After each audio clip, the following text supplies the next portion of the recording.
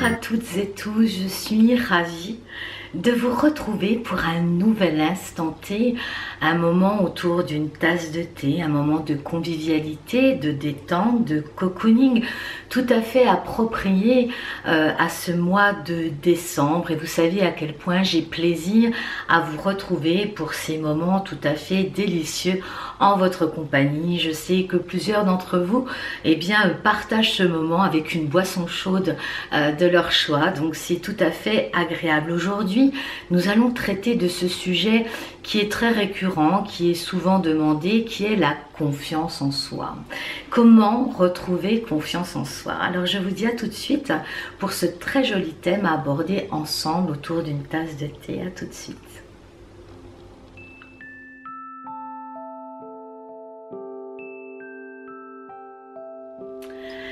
Eh bien, la confiance en soi, c'est un sujet très délicat et très important à la fois, puisque ce sont les fondations, je dirais, de notre façon de s'exprimer dans la vie, dans le monde. La confiance en soi est un soutien, est une pierre angulaire de notre évolution, et lorsque l'on manque cruellement de confiance en soi, ce qui est souvent le cas, c'est quelque chose de malheureusement de trop fréquent, on peut passer à côté de ce que l'on est vraiment et de ce pourquoi nous sommes faits. Nous perdons aussi beaucoup d'énergie à se remettre en question. Les doutes, les craintes, les peurs viennent du manque de confiance en soi. Et j'ai envie de dire que ce manque de confiance en soi trouve sa racine souvent dans le manque de connaissance de soi. D'où l'utilité très importante, et notamment dans ces périodes de grands changements planétaires que nous connaissons toutes et tous, d'apprendre à se connaître davantage, à aller vers davantage de soi-même. Comprendre nos modes de fonctionnement, pouvoir en dépasser certains et en développer d'autres, connaître ses dons et ses talents comme étant des fondations fondamentales justement de notre réalisation sur cette terre, dans ce monde, dans notre existence. Parce que finalement, qu'est-ce que nous cherchons toutes et tous? Eh bien, c'est tout simplement d'être heureux. Et le bonheur passe par cette connaissance de soi, être en accord avec son être profond. Ce que nous souhaitons être, ce que nous sommes vraiment. Et ça, nous en avons déjà parlé et beaucoup échangé autour de ce sujet. Nous sommes souvent assujettis à des conditionnements de tout ordre. Ces conditionnements, ce carcan, ces limites ont pris naissance très fréquemment d'une part au niveau de notre éducation. Elles prennent racine également dans les conditionnements sociétaires, ce qui est bien, ce qui est moins bien dans les comportements. On appelle ceci des jugements de valeur. Et ce qui est toujours très étonnant lorsque j'en parle avec de nombreuses personnes concernant ce sujet, c'est de se rendre compte à quel point cela touche la dignité. Le manque de confiance en soi nous entraîne dans des compromis qui nous mettent en deçà, en dehors de ce que l'on est vraiment et de vivre pleinement son existence. Retrouver confiance en soi, ça me paraît essentiel au jour d'aujourd'hui. Se faire aider sur ce chemin, c'est entendre aussi de la part d'un tiers ce que l'on est, se rappeler à sa conscience que l'on est au-delà des conditionnements, au-delà des croyances également. Alors les croyances peuvent être d'ordre extérieur effectivement, mais ça peut être aussi des croyances que nous avons créées de toutes pièces en fonction des expérimentations que nous avons eues. Croire que nous n'y arriverons jamais ou que la vie est difficile, croire que nous sommes pas assez solides, pas assez intelligents, pas assez belles, pourquoi pas pour certaines. Ce sont des croyances en définitive, et on s'accroche à ces croyances comme des vérités, des valeurs absolues. Et j'ai envie de dire, pour retrouver cette confiance en soi, cette dignité, ce centre intérieur, cet axe intérieur qui vous permet de tenir debout entre terre et ciel, c'est de revenir à son essentiel, revenir dans une démarche de connaissance de soi qui ne peut avoir lieu que quand on rentre en connexion avec soi-même, c'est-à-dire prendre des temps de connexion avec soi-même. Si on passe son temps à courir et à être en permanence en reliance avec le monde extérieur, ou si on est en permanence en recherche de solutions à l'extérieur, on passe à côté de notre essentiel qui, je vous le rappelle, est tout à fait individuel et propre à tout chacun. Reconsolider sa dignité, son sens de l'équilibre d'homme debout entre terre et ciel. Et cela passe encore une fois par la connaissance de soi, redécouvrir ce que l'on est vraiment et poser des actes. Prendre confiance en soi, c'est aussi se lancer pas à pas, un pas en entraînant un autre, une action entraînant une autre action. Et je pars souvent de ce schéma de ne pas regarder en l'air le sommet de la montagne, et nous comme étant au pied de la montagne, effectivement ça peut effrayer, ça peut même paralyser, mais plutôt se voir déjà sur son chemin, pleinement sur son chemin, et ce chemin qui avance devant soi, et on regarde à l'horizon et on avance pas à pas. La mise en action me paraît également essentiel. Sortir de la passivité et rentrer dans des toutes petites actions du quotidien. Et ce sont ces actions, la résultante de ces actions qui vont vous permettre de reprendre confiance en vous, en votre potentiel, en vos possibles, ce que vous êtes capable de réaliser au quotidien.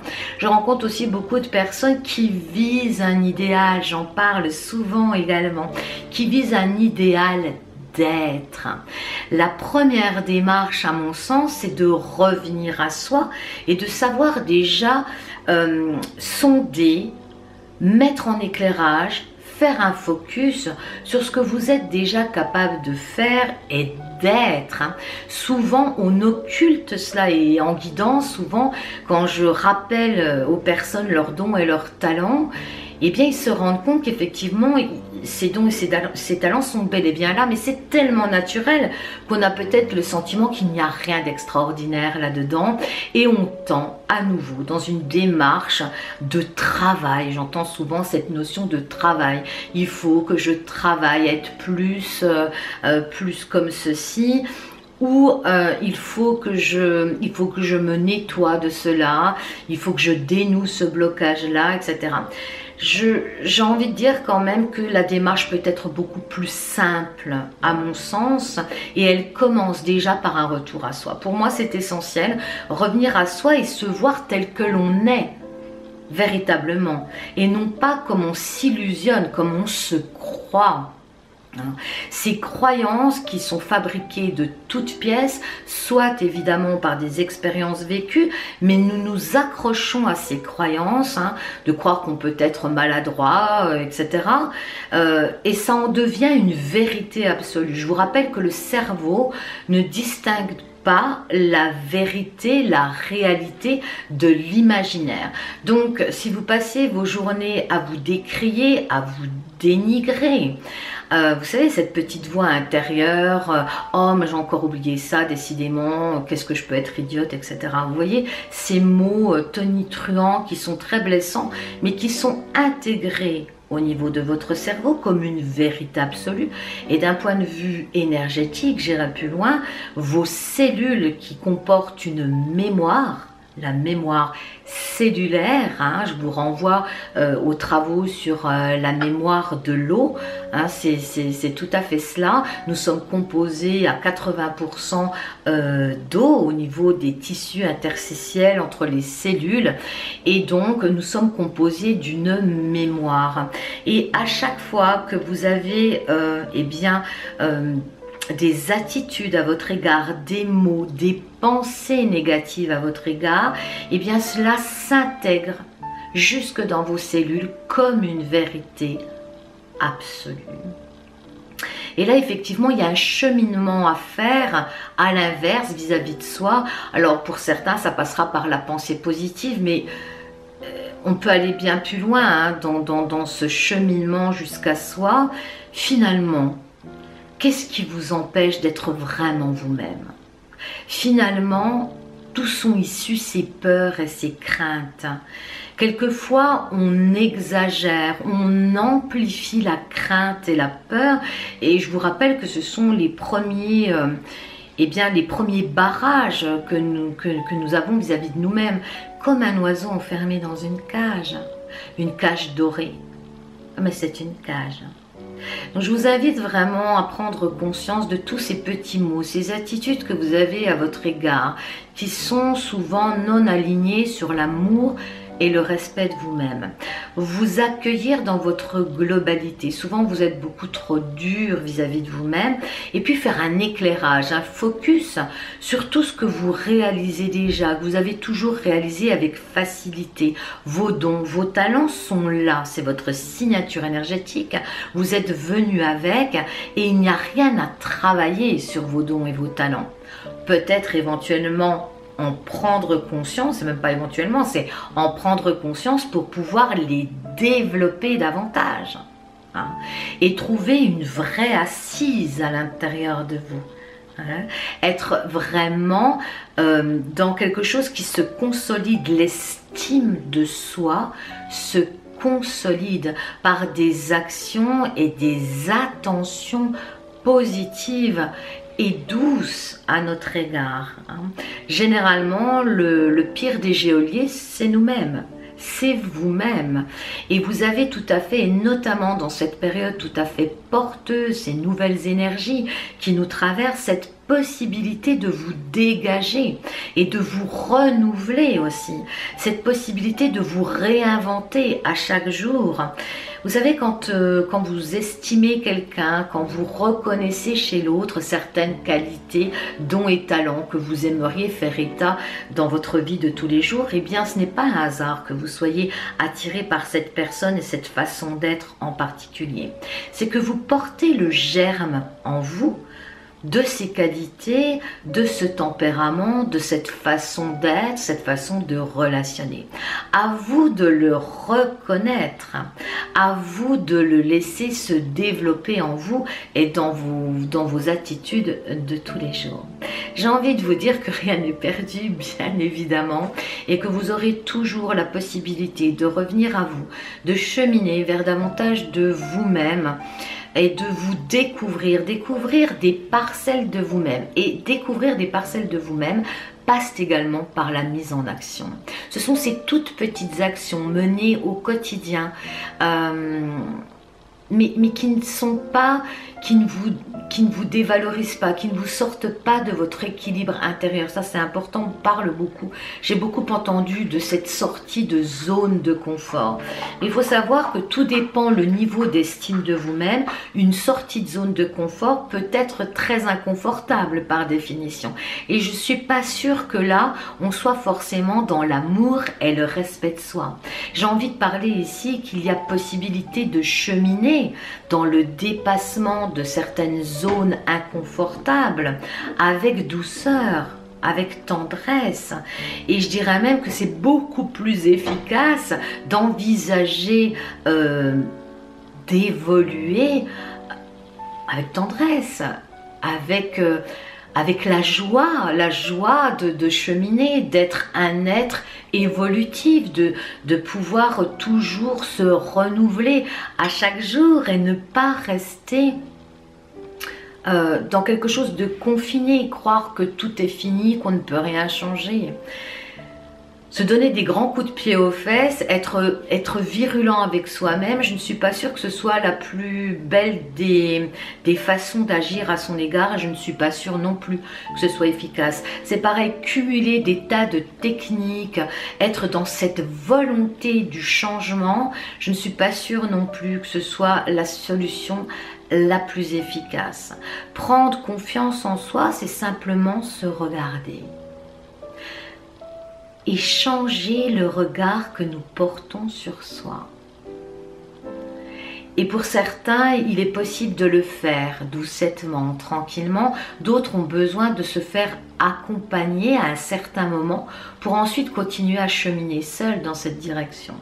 En tout cas, la confiance en soi, l'estime de soi n'a rien à voir avec une prise de pouvoir sur les autres également. On parle ici de pouvoir intérieur, se choisir. Choisir son existence, se donner la capacité de se choisir, se donner les moyens de vivre pleinement sa vie. Et ça, vous en avez tous la possibilité. À vous de le choisir. Voilà, c'était un échange autour de la confiance en soi, de l'estime de soi. Bien sûr, on pourrait développer bien davantage ce sujet, mais j'espère en tout cas que de l'avoir évoqué dans ce moment T, ce moment entre vous et moi, vous aura ouvert des pistes de réflexion, de ressenti. Voir que tout est possible et qu'il suffit juste de changer son regard sur soi-même. Et je parle toujours de ce verre à moitié rempli. Toujours cette possibilité de voir le verre à moitié plein ou le verre à moitié vide. Et vous autorisez à aller vers davantage d'estime de vous-même. Il y a beaucoup de croyances au niveau du collectif que avoir de l'estime pour soi, ça peut être de la prétention. Et on est vraiment en train de changer tous ces concepts, parce que ça reste des concepts de l'ordre du mental. Nous sommes vraiment actuellement ces grands changements dont on parle au niveau planétaire, au niveau de la conscience, eh bien c'est nous amener vers une conscience juste de soi-même, avoir conscience de qui l'on est avec justesse, avec délicatesse. Avoir une pleine conscience de qui l'on est, c'est un cheminement. On ne rentre pas dans la pleine conscience directement, c'est un cheminement, étape par étape, et ça vous êtes tous capables de le faire, quelles que soient les conséquences de votre existence, quelles que soient les expérimentations que vous avez vécues. À un moment donné, il faut aussi accepter de laisser aller l'ancien, c'est-à-dire en garder l'essentiel, ce qui vous a permis d'avancer, de vous connaître encore davantage, mais ne pas s'y attacher. Ne pas faire un répétita à chaque jour de votre passé. Vous n'êtes plus dans votre passé et vous n'êtes pas encore à demain. En revanche, votre attitude intérieure, ce regard que vous pouvez poser sur vous-même dans votre quotidien, là, tout de suite, maintenant, aujourd'hui, va redéfinir votre futur, va influer sur votre futur, et ce, de façon tout à fait positive. Et je crois qu'en cela, toutes les méthodes de retour à soi, telles que la méditation qui calme le mental, qui apaise le mental, toutes ces techniques, yoga, qigong, etc. Vous avez une panoplie incroyable d'outils à présent qui vous permettent ce retour à vous-même, qui vous permettent de calmer les angoisses, de calmer un mental trop fort et de revenir mais simplement au plaisir d'être là, d'être vivant et de vous accueillir tel que vous êtes. En vous accueillant tel que vous êtes, le monde peut vous accueillir tel que vous êtes. Voilà, j'espère que vous aurez passé un heureux moment en ma compagnie avec votre boisson chaude. Vous pouvez tout à fait interagir avec moi de par les commentaires qui se trouveront sous cette vidéo. Vous pouvez également poster des suggestions de thèmes que vous aimeriez voir être évoqués. Et pour ma part, je vais continuer mon thé. Vous pourrez me retrouver sur mon site internet coachdevieintuitive.com. Et en attendant, je vous souhaite un doux mois de décembre. Un mois de décembre vers davantage de douceur, d'amour envers vous-même. À très bientôt pour un nouvel instant T. À